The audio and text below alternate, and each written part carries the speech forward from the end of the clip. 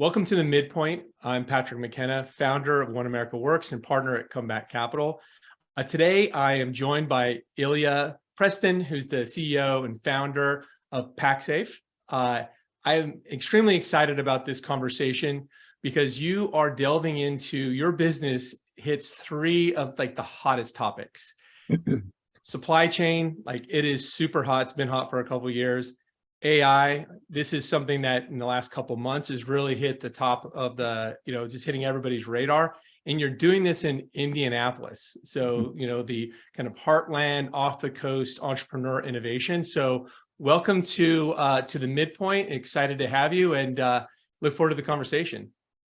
Appreciate you having me, Patrick. Thank you. So it's been a while since we caught up. We invested in 2019 and you've been doing great things ever since. Just for the folks who are just catching up to what Paxafe is, could you just give a little primer on the business and how what you're doing? Yeah, certainly. So our vision is to effectively accurately quantify and underwrite supply chain risk. We are a device agnostic, AI-enabled risk management platform that helps shippers of perishable goods reduce their product loss, improve their operational efficiencies, and optimize their decision-making in a much more intelligent way. So to your point, Patrick, I think you mentioned, that second theme, supply chain. Supply chain over the last 3 years, the supply chains have been haywire. They've had a massive impact on economies, what we have access to here at home, how we source goods. When you think about those supply chains for life sciences products, for food and beverage products, those are even more complex than they are for everyday goods, right? Because those goods are not only time sensitive, but they're also temperature sensitive. They're susceptible to temperature and humidity and a bunch of other stuff. So how they get shipped and stored from point A to point Z is critical. And throughout this same time period over these last 3 years, companies, life sciences companies, pharmaceutical companies, they've been implementing various technologies to track these goods in more efficient ways. So they've been, tracking their goods with devices just like this, little IoT devices that you can extract real-time location, condition data with regards to temperature and humidity and shock and et cetera. But very quickly, they start to realize once these visibility programs come into effect, the data is not always actionable. It's not always operational. Mm-hmm. And that's where Paxafe comes in. We're essentially this, AI-enabled intelligence layer that sits within the visibility control tower that helps people make sense of all this data and take actionable decisions off of that. Visibility control tower, that's a word I've heard you say before. Can you unpack that a bit? That's probably a term not some people are familiar with. Yeah, I mean, you could probably equate it to something like what you imagine the CIA doing, right? Sitting in this little control tower room and monitoring all these various dots and communications and what's happening with 1,000 little dots on the map and 1,000 different people on the map around the world. That's effectively that. So you have teams of people at these pharmaceutical companies. Sometimes it's with the 3PLs or the carriers that sit and monitor tens of thousands, hundreds of thousands of these little dots and determine which dots are at risk.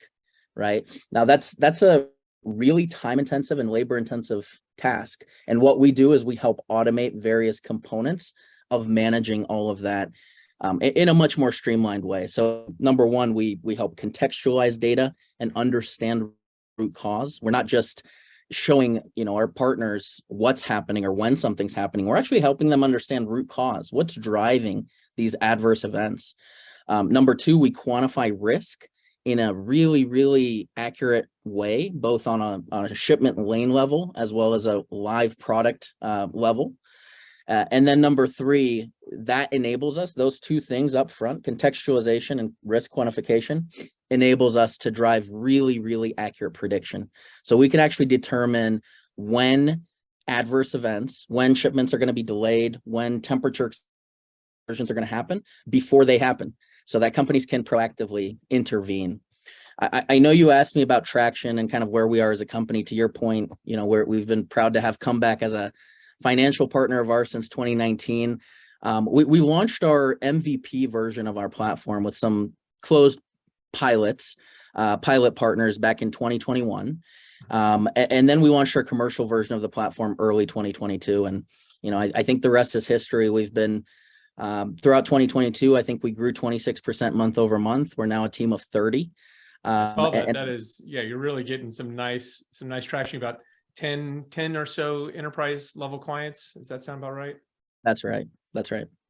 That's fantastic. So you're kind of going through the whole cycle of, idea, MVP, beta clients, get some scale clients, start rolling out, build the team. You're executing on the playbook pretty programmatically. Would you agree? Sounds like it.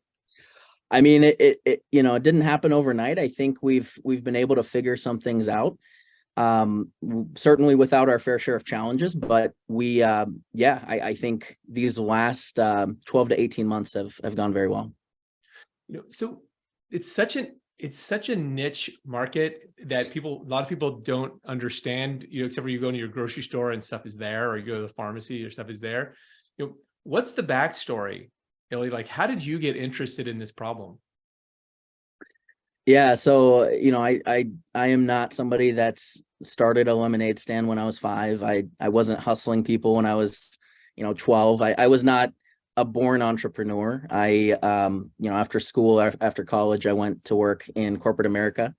I spent about 5 years in supply chain strategy with the Fortune 200 industrial manufacturer, Cummins.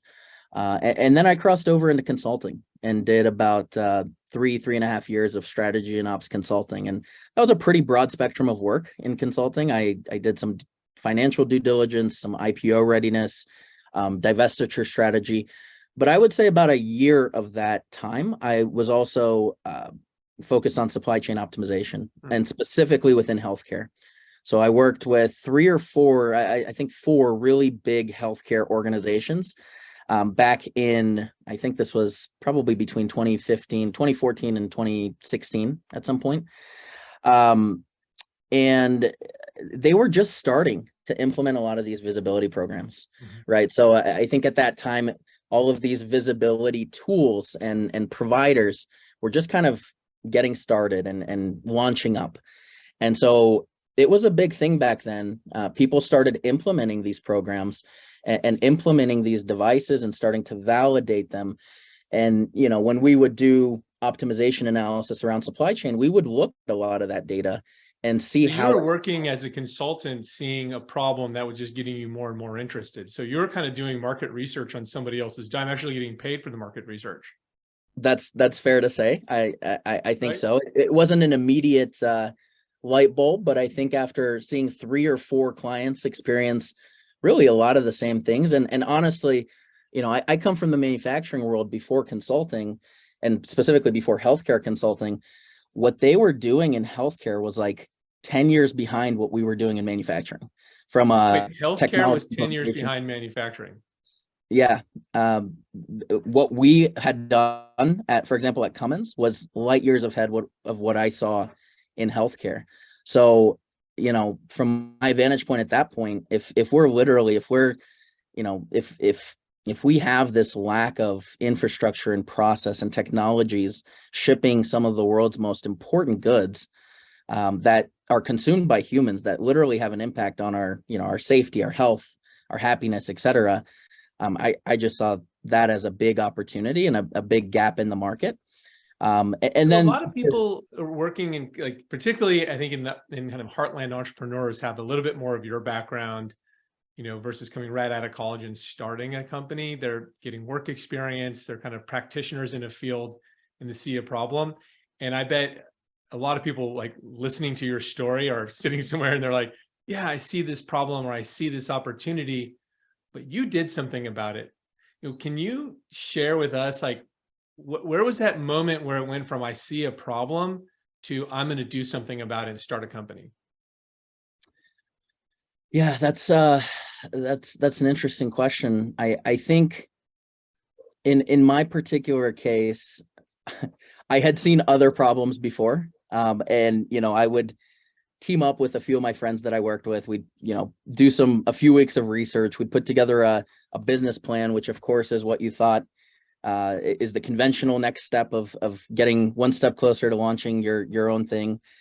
And then it would just fizzle out and die. And then 12 months later, we'd see that very idea being launched by somebody else. And so after going through this process 2 or 3 times, eventually, that was the driving force to say, you know what, I think we can do this. And I ended up meeting my co-founder at some spontaneous startup event in Louisville. We thought a lot alike and saw the world in a similar way. And he had just gone through, his prior company had gone through an exit, and it had gotten acquired. So it was the perfect time for us to kind of consider starting our own thing. And so you had seen it, you'd seen a few missed opportunities. Now you had a specific one in mind. And the fact that you were at an entrepreneurial event like that, were you actively looking for a co-founder, or were you actively investigating starting a company? Yeah, I was just trying to immerse myself more so in the world of entrepreneurship and see what people are doing that are maybe a few months or a few years ahead of me. It was all very new back at the time, and especially in the Midwest, in Louisville of all places. It's not Silicon Valley, it's not Chicago, and back at that time in 2018, it was still relatively early and not as developed as it is today. So I think I was just trying to understand what resources were available within the communities that we were in, within local communities. It wasn't like, hey, I'm coming out here to look for a co-founder. It was more so, more, I guess, serendipitous and spontaneous than that. But you put yourself out there. I think a lot of people who, never make that step where you kind of put yourself out there, like, I would do this if things come together. I see some evidence. I meet a co-founder. A lot of times it could be a client, a prospect says, oh my gosh, I have to have this. If you build it, I would buy it. So finding that kind of that aha moment, and then taking the action, quitting your job, and getting started. So just want to recognize and honor that big step. So I think it's a great, you're a great role model for other people who are sitting in the same spot. So congratulations to that. Just getting started is such a big deal. Yeah. The other thing, you just were mentioning Louisville. I am a big fan of Indianapolis, and there's so much talent. There's so much energy there. I usually don't think of AI in Indianapolis, but I do think of the entrepreneurial spirit. And, I'd love for you to what is it like starting a company in Indianapolis? What has been an advantage and what has been, say, maybe a disadvantage? Yeah. So, I think for us, I'm somewhat of the mindset that you can build and create a successful company anywhere. Certainly, I think some ecosystems make it a lot easier and some make it a bit more challenging. For me, setting up our company in Indy was more of almost a personal decision, given that I grew up here, my family's here, my extended family, my grandparents, my parents, etc. They're all here, and my co-founder doesn't really have strong ties anywhere in the US, so he was perfectly fine being anywhere. That was really the driver of setting up shop here. Now, if it would have been prohibitive to building a business, I don't think we would have set up shop here. But we've spent some time around various cities in the West. We've spent some time in Minneapolis, Milwaukee, Ann Arbor, Chicago, Indianapolis, and Indianapolis definitely felt like it had a good vibe to it from a startup perspective. Really great resources, some good investors. So for us, I think what we like about Indy, obviously low cost of living, relatively speaking. I think that's integral. And I mean, you can consider raising a $3 million round here is effectively a $6 million round on the coast, right? So yeah, you can just go further with less money. That's right. It's really underappreciated. Just being able to move down more milestones before you have to access the capital market. So that you experience that. Now, are your customers typically in the region? Like how did you source your first customers? No, our customers are some of the global Fortune 100 leaders, in life sciences, pharmaceuticals, medical devices and food and beverage. We've been pretty fortunate. I think our first couple kind of came through our network. We had gone through an accelerator program generator. We had built up a great network after that program, both from an investor standpoint, a mentor standpoint. And we got our first few, I think, through our network. Now, since then, we've brought on more, and a lot of that has been inbound. We didn't really, I mentioned we launched our commercial platform in early 2022. We didn't really start to market our platform or do any sort of outbound until the latter half of 2022, when we felt that our platform was there and ready to service at scale such a sensitive market like the healthcare market. And we went to a big conference at the end of 2022, Logi Pharma, and I think that was our breakthrough. That was one of our key breakthrough moments. Was we had a ton of customers knocking down our proverbial booth door. We had competitors knocking down our door trying to figure out what we were doing. And we, out of that conference alone, I think we came away with approximately 10 really, really strong opportunities.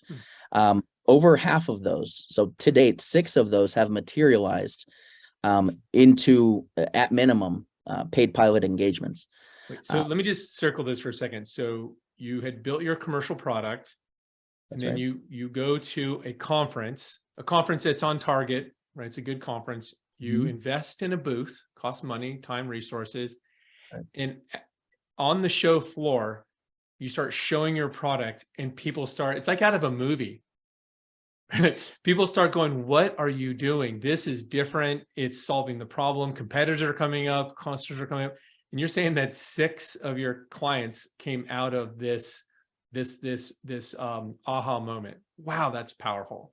It was very powerful, and very quickly I realized that, probably at this stage of a company, the highest ROI thing we could do from an outbound perspective is go to these conferences. That's where people truly understand what you do. We didn't just stand at our booth all day. I had given a fireside chat with one of our existing customer partners. I think a lot of people heard that, and people truly understood at that point what it is, who we are, what we do. We were largely unknown in this space before this. And we rose up to be on a lot of people's radars. And some of those companies we're now engaged with in formal engagements and informal engagements. But we are engaged, and that's very promising. This is a great story. I mean, you're running the playbook of MVP, early capital, beta customers, you build your commercial product, then you showcase it at the right place at the right time. You find the signal for your product market fit, and you go forward. Like it obviously, it's like an overnight success, right? That takes 5 years, but there's no shortcuts, right? You really had to go through all those steps. So that is a really great example. I want to jump back. You had mentioned your network for different things. Now, here at One America Works in the Midpoint, we talk a lot about the trust network.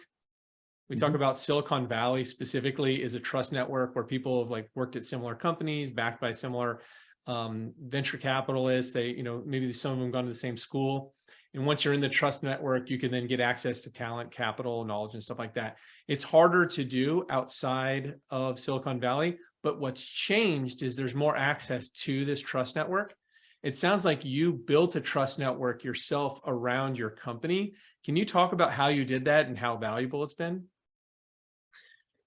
Yeah, I certainly think, for starters, there is a domino effect to all of this, right? So we ended up getting into the generator program and going through generator, and it was like our 3rd time applying, and I was very close to not submitting the application, but I did, and we were one of 5 companies to get in out of 1,026, I think. So it was pretty crazy. We went through the network or through the program. From that alone, we've probably made 200 fairly good quality connections that we can at minimum reach out to, from investor side, from advisor side, and then probably, 10 to 20 really, really strong contacts. I think we met Comeback Capital through that I was group, just going right? to say that's how we met you, was through Generator. Exactly. That's right. So we ended up, converting a number of those investors. We also met some early, pilot type customers that, had it not been for them, we would not have evolved our product and our platform the way that we did, right? So we were able to engage in a no pressure scenario with a lot of these customers, and in some cases it was, some paid pilots, and essentially understand, as we were building our product in the thick of it in 2019 and 2020, what are we doing right, and what are we not doing right? And I think a lot of our aha moments came during that formation period, that we may not have otherwise had we not had access to early or companies, big companies that were willing to take a flyer and essentially engage with a 1-year-old startup at that point, and that didn't have a commercially ready product yet. So I think that was the biggest. It's such a great example. You applied 3 times to access a network, and then leveraging that network, you started building your own network within it. It's such a great example of both hustle, tenacity, and then also nobody does this on their own. Nobody builds a company on their own. It takes so many people believing in you, co-founders, investors, early customers, and you really, you build that trust through experience, right? That's why I call it a trust network rather than just like a networking event. No, you're actually building relationships, and you seem to really understand that. So I'm not going to let you go without asking you this really important question, right? So as we wrap up, AI is like the hottest thing going, right? So, and you are in the business as a practitioner using automation, artificial intelligence, you're using technology in your own business kind of locally to execute an enterprise level solution. Let's level up a bit and look at society and say, what type of predictions are you willing to make about the impact of AI on a variety of markets, whether it's manufacturing, media, whatever, just any ideas kind of pop in your mind of things that we're going to be feeling over the next 3 to 5 years that we're maybe not looking at yet? That's a very deep question. I can maybe speak a little bit more knowledgeably about this specific to our area of expertise within the supply chain. I think, AI within the supply chain, it's right now is the time that it's going to create the leaders of tomorrow versus the companies that, even big companies, the laggards that are going to fizzle out. I think, the quality behind the AI, just the number of data sources that are now available that weren't available 5 years ago, what we're able to do with regards to data quality and contextualizing that data, and having that drive meaningful inputs into the AI models themselves, it's just going to drive a lot of automation. Now, I think it's not that controversial to say that automation is sometimes misconstrued, or it can have its benefits and maybe it's not so benefits. But I think the way that people work with AI is going to be the biggest change. So people are going to need to adapt what they do. I don't think it's necessarily going to wipe out, a ton of the really manual work that exists today, but people's jobs are definitely going to change. And within the supply chain space, we're already seeing evidence of that. How our customers, for example, are operationalizing AI to intervene with shipments that are at risk before anything happens, before there's a temperature excursion. That's a whole new job, right? That doesn't exist before this. For somebody to actually intervene before something happens, that's a brand new thing. And that's just one example, but that's going all the way through the value chain, from the shipper through the carrier, the distributor, the customer. There are a lot of these new opportunities that are being created, that I think the sooner they're embraced, the more productivity gains everybody's going to see through the value chain. Love that. And basically, you're saying that the jobs are going to change, not necessarily go away. Instead of monitoring the tower, you might be intervening in the tower. That's right. That's right. I mean, I think there will be some jobs that, of course, will go away. And, you know, we're seeing that, you know, I think it depends on who you ask how soon that'll be there. We're seeing that in trucking, or the promise of that in trucking, and, you know, in delivery, driving, and self-automated, self-driving cars. We're seeing the promise of all of that, but when it gets actually operationalized and put into the real world, I think can be debated. So I'll make my own prediction on that. So I think that we're going to lose more accountants before we lose truck drivers from AI. That's you know, especially after seeing what ChatGPT is able to do. I don't think that's a bad bet. It's a matter of like the structured data that goes with a lot of professions versus the unstructured relationship that a driver has with the car, with the environment. That's a much harder data problem to solve, rather than you're kind of interpreting structured data like accounting and even healthcare. There's a bunch of applications around medical service delivery that are probably more at risk than, say, the truck driver. Yeah, no, I don't disagree with you. Well, then we're gonna leave it at that. We were talking about the Heartland, the Midwest, Indianapolis, and we just made a strong case for truck drivers have a really strong future, even though they might be assisted for safety, monitoring, the quality, the timing of the delivery. So productivity, human-enabled productivity on kind of these manual supply chain operations, to me, is we're just getting started, and you guys are an important part of that ecosystem. So congratulations on your success. Thanks for joining us, and look forward to watching you knock down a few more milestones real soon. Thanks for joining us. Thank you for having us. Awesome. Really good. Super. Yeah, there's some really nice nuggets in there. Some really nice nuggets. Great interview. That's up. I appreciate it. Anything we need to do, Amma, before we let Ilya go? No, I might have missed it, but did you ask him what his superpower was?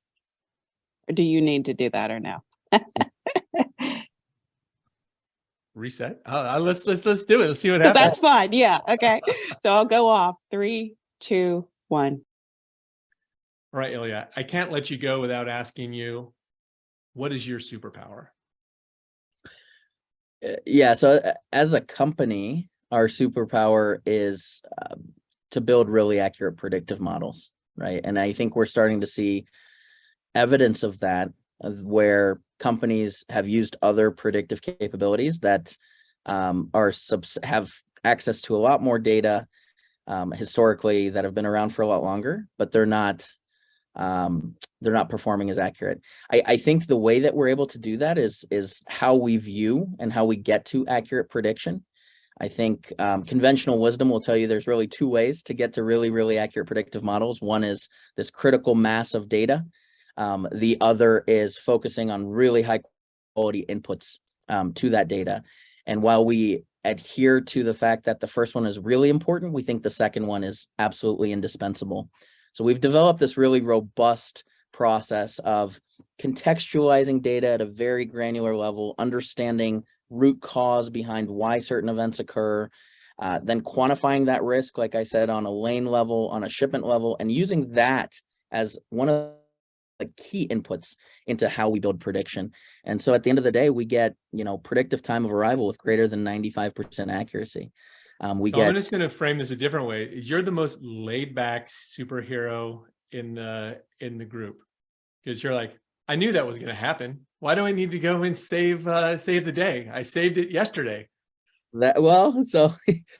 Yeah, I mean, even when something's going to happen, you can't always be laid back. I think some things will make your blood pressure rise through the roof if you know that your product's about to, it's got 3 hours out of temp range, and it's about to hit the first hour, and you're the closest team to get to it is a plane ride away. So there are certain things where even if you can see it coming, it'll give you a little bit of a stressor. But you're absolutely right. We basically have a crystal ball that we can tap into and see what's going to happen and when it's going to happen, and our customers are accessing it and utilizing it, and it's absolutely changing the way that they're able to reduce product loss, have product loss avoidance, and operationalize, or I should say optimize their labor.